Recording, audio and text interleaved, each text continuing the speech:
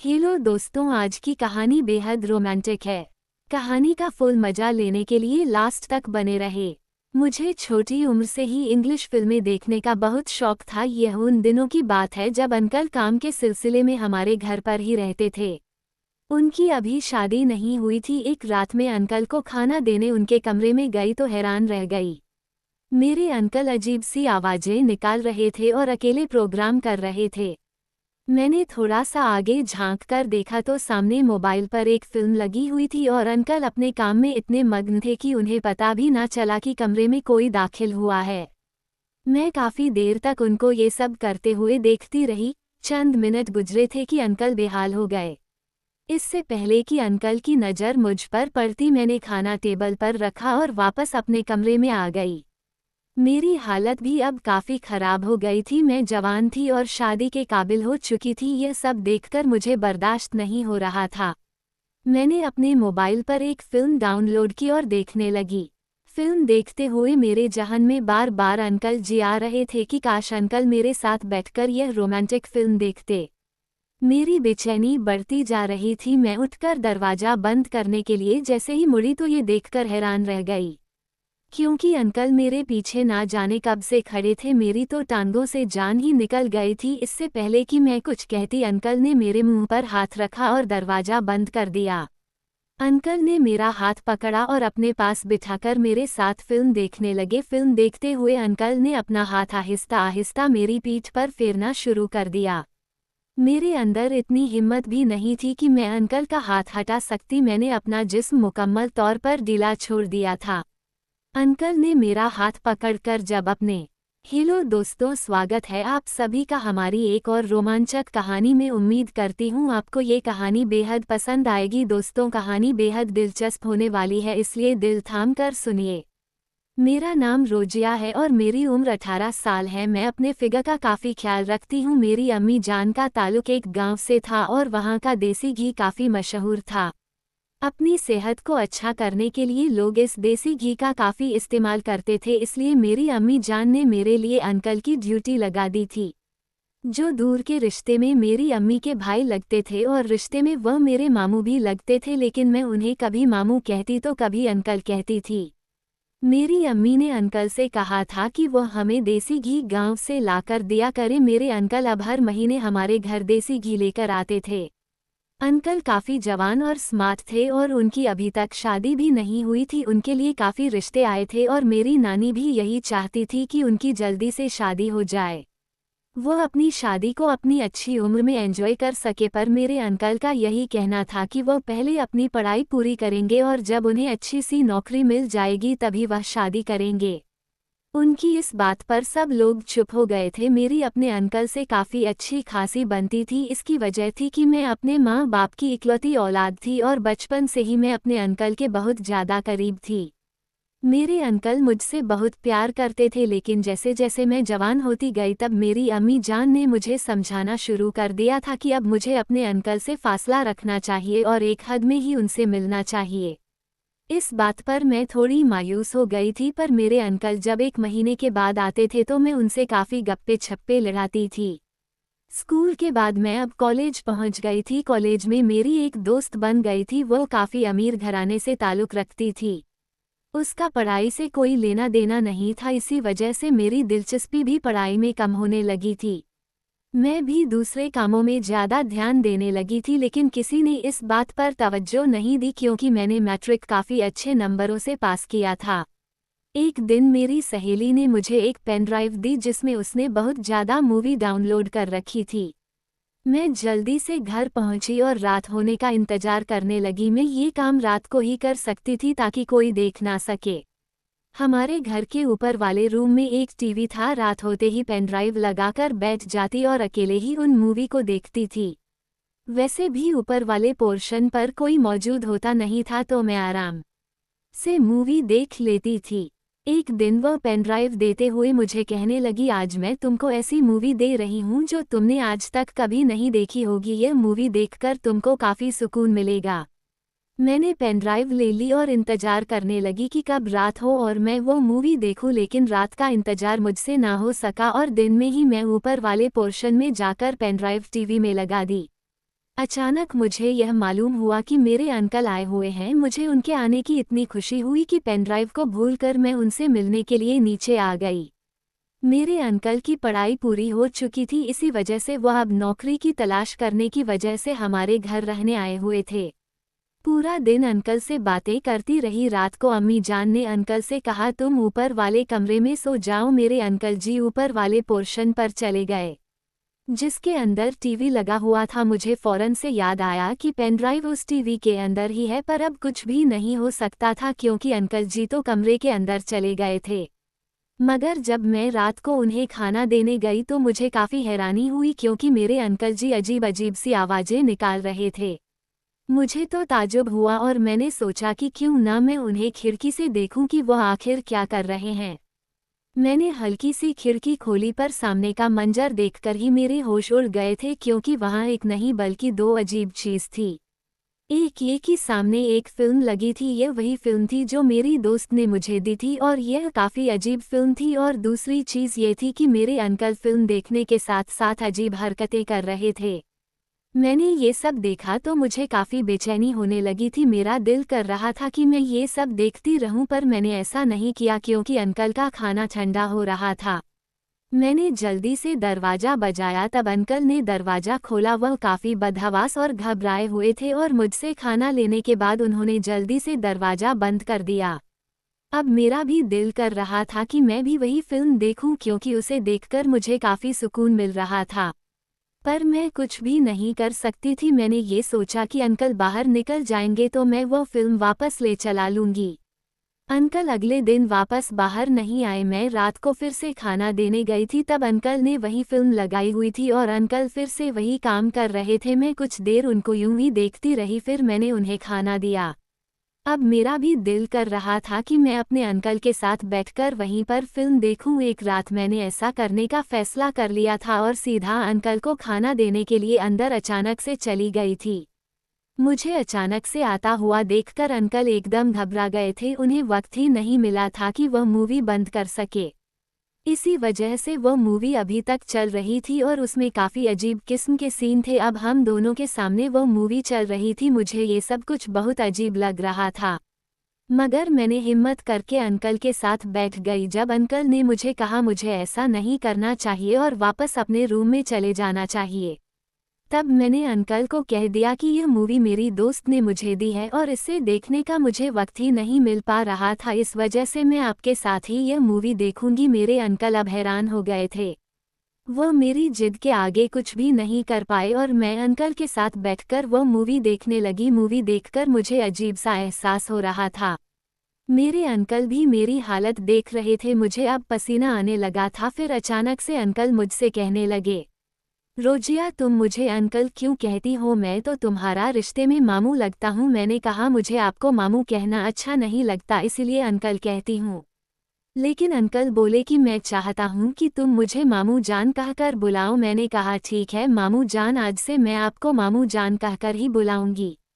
मामू जान ने अचानक ही एक हाथ मेरे कंधे पर रख दिया था। उनके ऐसा करने से मुझे बहुत अजीब सा सुकून मिलने लगा था। मैं कुछ देर बाद मामू जान से दूर हुई और वापस जाने लगी।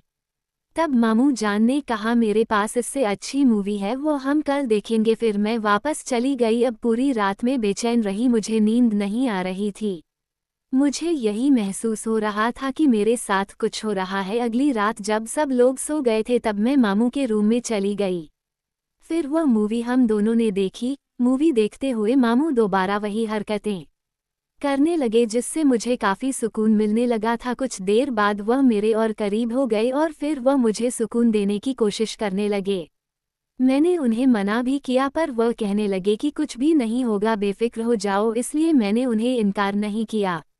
जो मैं और मामू जान चाहते थे वह हम दोनों की रजामंदी से हुआ था। कुछ देर बाद ही मुझे बहुत तकलीफ होने लगी थी, लेकिन इसके बाद भी मुझे काफ़ी सुकून मिलने लगा था।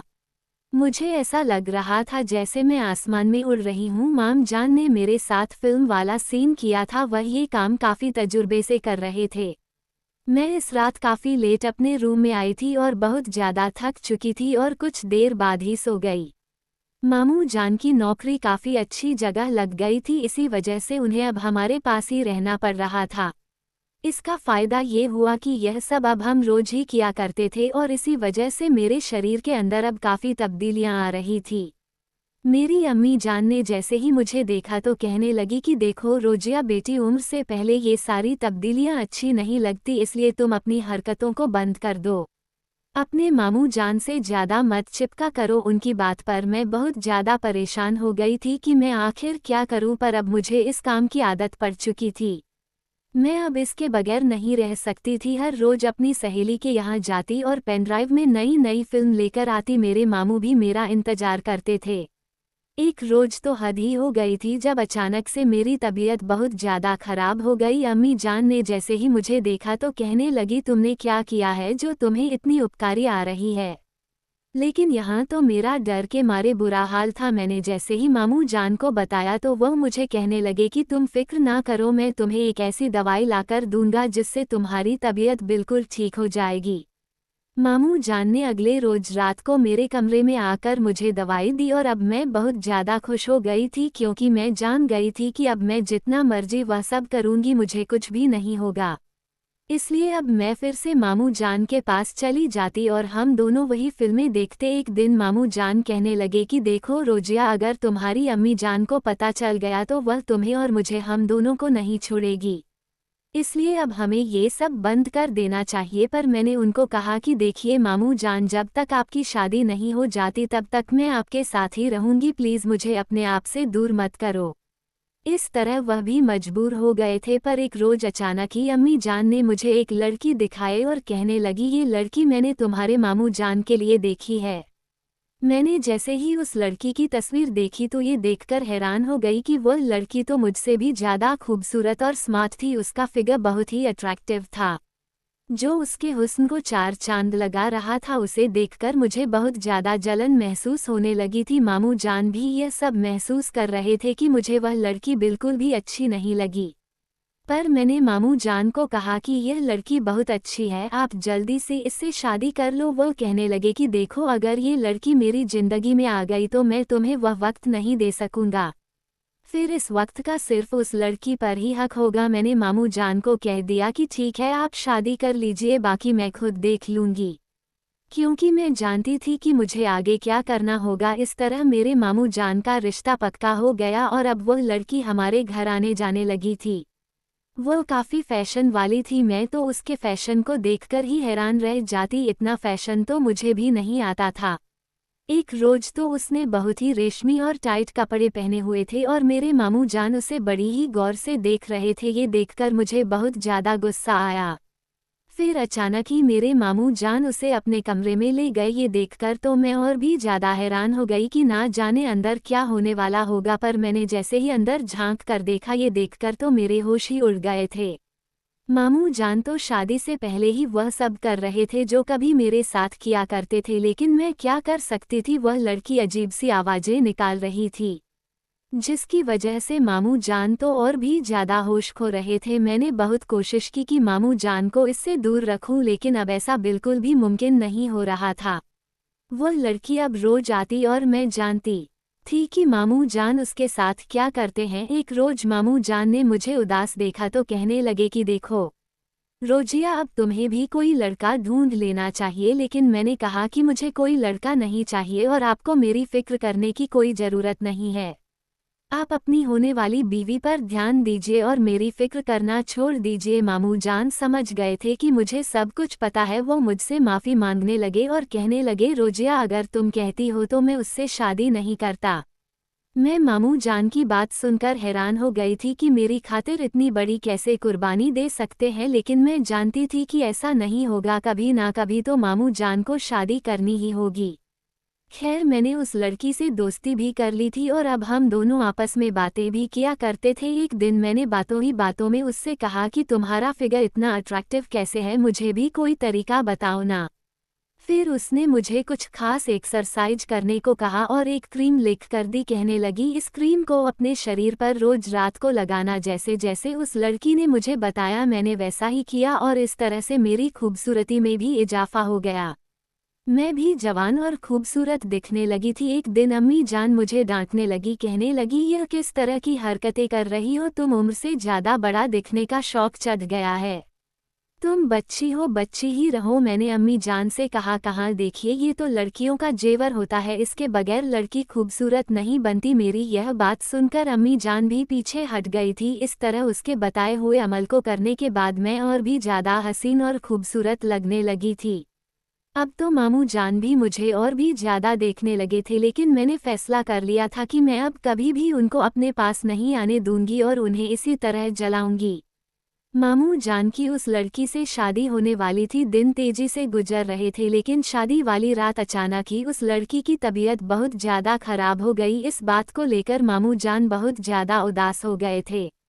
कहने लगे, मैं सोच भी नहीं सकता था कि शादी वाली रात मेरे साथ यह सब हो जाएगा। मैं तो अंदर से बहुत ज़्यादा खुश हो रही थी, लेकिन ऊपर से मामू जान के दुख दर्द में शरीक थी।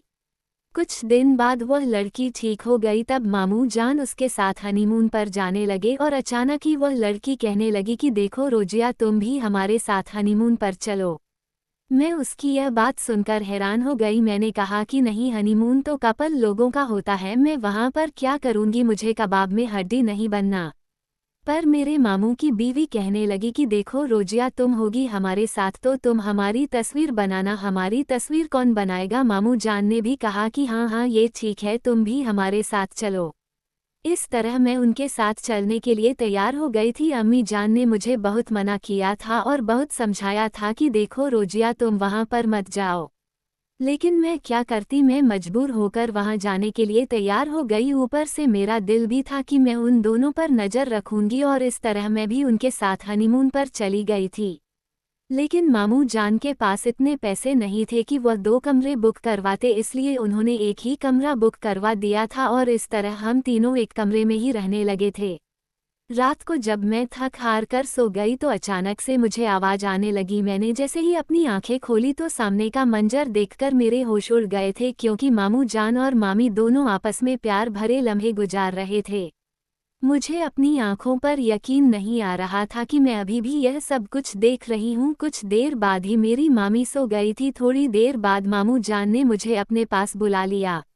मैं उनका इरादा जान गई थी, लेकिन मेरा दिल अंदर से बहुत ज़्यादा डर रहा था कि अब पता नहीं आगे क्या होने वाला है, लेकिन मैं इस मौके को भी गंवाना नहीं चाहती थी, इसलिए उनके पास चली गई। उन्होंने मुझे अपने पास बिठा लिया और आराम से कहने लगे कि देखो रोजिया, तुम्हारी मामी की नींद बहुत पक्की है, वह इतनी आसानी से उठने वाली नहीं है, इसलिए तुम बेफिक्र रहो, हम जो भी करेंगे तुम्हारी मामी को बिल्कुल भी पता नहीं चलेगा। मैंने कहा, मुझे इस बात पर बिल्कुल यकीन नहीं है कि मामी की आंख नहीं खुलेगी। वह कहने लगे, देखो तुम्हारी मामी बिल्कुल भी नहीं जागेगी। मैंने कहा कि अगर ऐसी बात है तो ऐसा कुछ करो जिससे मामी जान के जागने के चांस कम हो। मामू जान ने कहा, तुम फिक्र ना करो, तुम्हारी मामी को थोड़ी देर पहले मैंने दूध में एक गोली डालकर खिला दी है, अब वो पूरी रात आराम से सोएगी। मामू जान की बात सुनकर अब मैं भी बेफिक्र हो गई थी। मामू जान अब बड़ी ही एहतियात से प्यार भरे लम्हे मेरे साथ गुजारने लगे थे। ये सोचकर तो मैं और भी ज़्यादा हैरान रह गई कि शादी के बाद वह मेरे साथ यह सब करेंगे, पर मुझे बहुत अच्छा लगा। जबकि मेरी नज़र मामी पर थी कि कहीं वह जाग ना जाए, लेकिन मामी तो फिर भी नहीं जागी थी। कुछ देर बाद मैं बहुत ज़्यादा थक गई थी। मैंने मामू जान को कहा कि आप जीते मैं हारी, बस कर दो, अब मुझसे नहीं होगा। पर मामू जान कहने लगे कि देखो, मैंने बहुत ज़्यादा इंतज़ार किया है, मैं तुम्हें बहुत ज़्यादा मिस करता हूँ।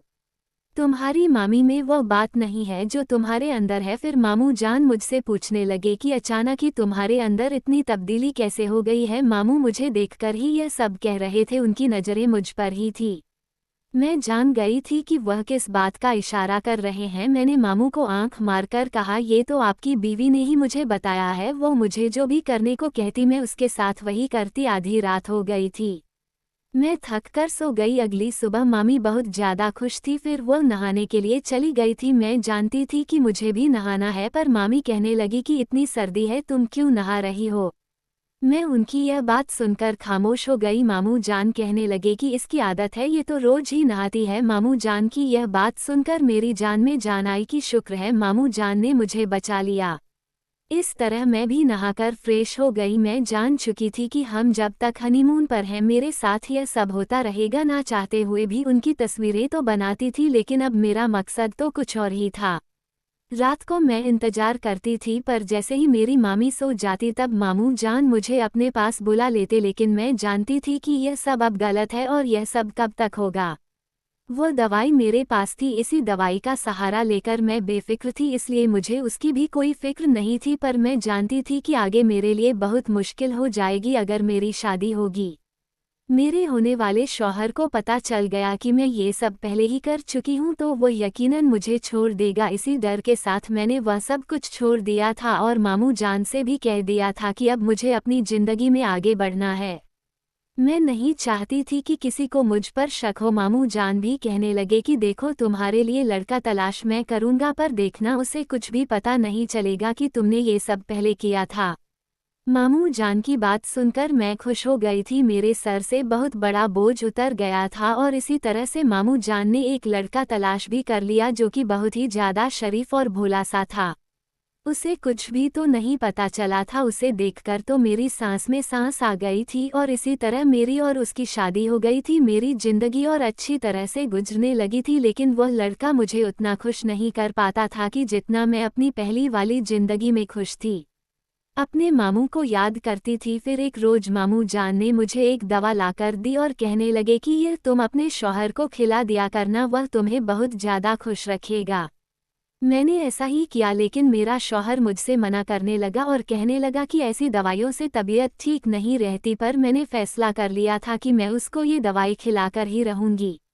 मैं दूध में वो दवा मिलाकर अपने शौहर को दे देती थी। मेरा शौहर जैसे ही वो दवाई खाता वह फ़ौरन मुझे अपने पास बुलाने लगता और फिर मुझे ज़िंदगी भर का सुकून मिलने लगता। मैंने अपने मामू जान का बहुत शुक्रिया अदा किया। उनकी वजह से मेरी ज़िंदगी इतनी ही खूबसूरत और हसीन बन चुकी थी। तो दोस्तों, ये थी आज की कहानी। आपकी क्या राय है इस कहानी पर हमें कमेंट में ज़रूर बताएं। वीडियो अच्छी लगे तो लाइक करें, शेयर करें, सब्सक्राइब करें। धन्यवाद।